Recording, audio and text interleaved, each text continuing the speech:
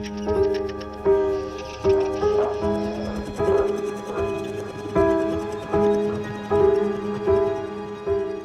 name's Francis Bruss. I'm the audio director here at Red Barrels. So my day-to-day job is to figure out special ways to creep people out and to make audio a integral part of the Outlast brand. From the VO recordings, from music, from sound effects, from integration, pretty much all the facets of audio is what I do.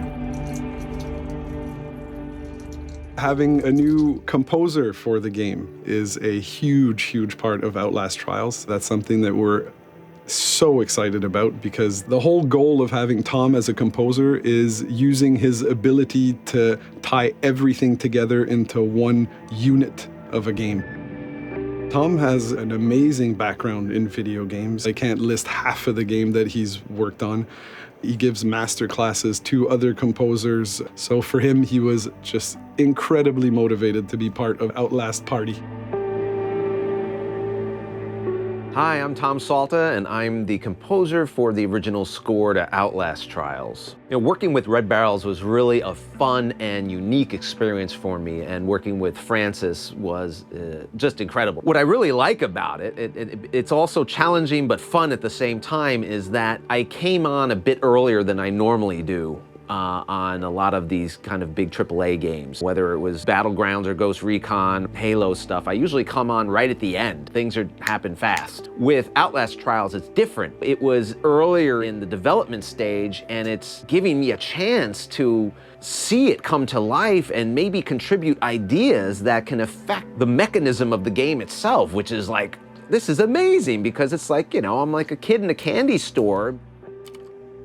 So for the theme of Outlast Trials, we obviously wanted this to be really super special. And me personally, given my love of this game and the music that I'm doing, I wanted it to check off a few things that I really didn't have much precedent for. I wanted something that was just purely scary to listen to.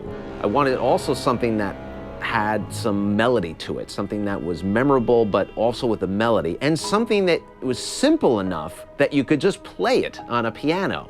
One of the first things that that came to mind, and I don't know where it came from, was that little phrase, that da ba da ba ba da ba.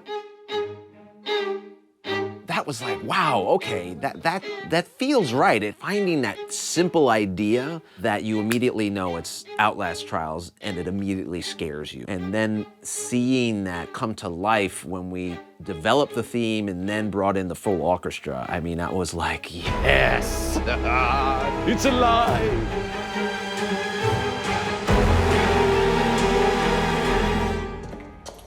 50% of the experience is audio-driven.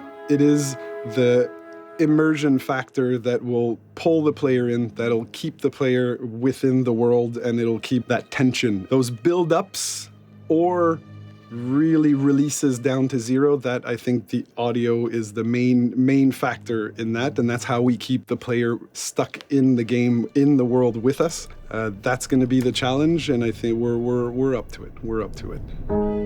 Another thing that is so much fun with creating the music for Outlast Trials is it just gives me the opportunity to get some props and try to come up with some textures and sounds that really are terrifying, but based on, 50s technology or toys or things like that. I went on eBay and I found this thing.